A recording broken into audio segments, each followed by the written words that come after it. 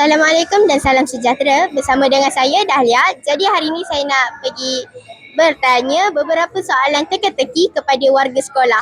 Okey, sekarang ni saya bersama dengan Dania. Orang yang kedua ialah Cikgu Zurizal. Orang yang ketiga kita bersama dengan Pocut dengan Laura. Yang keempat kita bersama dengan Nina dan Azira. Untuk orang yang terakhir kita bersama dengan Fari. Untuk soalan pertama, dalam banyak-banyak kuih apa yang selalu bersemangat?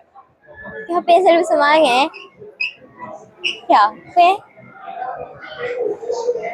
Oh, kuih bangkit. Betul. Kuih apa yang bersemangat? Kuih apa? Kuih makmur? Tak. Cikgu dah tahu jawapan. Apa jawapannya? Kuih bangkit. Oh, kuih bangkit. Ya Allah. Kuih bangkit.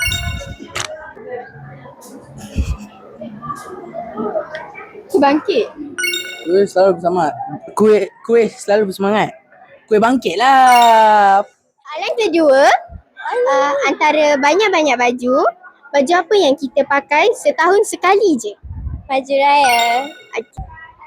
Baju raya lah. Baju raya. Baju raya? Baju raya lah. Untuk yang ketiga, banyak-banyak sampul. Sampul apa yang budak-budak paling sayang? Sampul. Sampul raya. Banyak-banyak sampul apa budak paling sayang? Sampul raya. Sampul duit raya. Sampul raya? Sampul Ultraman.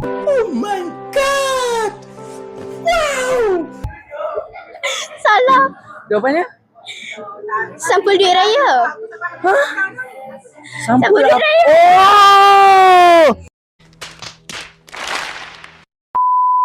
Oh! Soalan keempat, lampu apa yang paling glamour masa malam raya? Lampu. Lampu apa Dahlia? Jawapan, jawapan dia lampu kelip-kelip. Lampu kelip. Raya. Lampu raya lah. Apa lagi? Lampu kelip-kelip. Lampu raya lah. Lampu raya? Betul. Soalan yang terakhir, dia nipis tapi selalu buat orang tersenyum lebar waktu hari raya. Apa tu? Sampul raya. Jawapannya ialah duit raya. Duit raya? Duit ke? Duit apa? Duit raya. Oh, duit raya. Okey, betul. Okey, dah. Itu je. Terima kasih. Sama. Okey, terima kasih cikgu. Sama. Terima kasih. Okey, terima kasih. Okey, dah terima kasih. Okey, dah. Bye.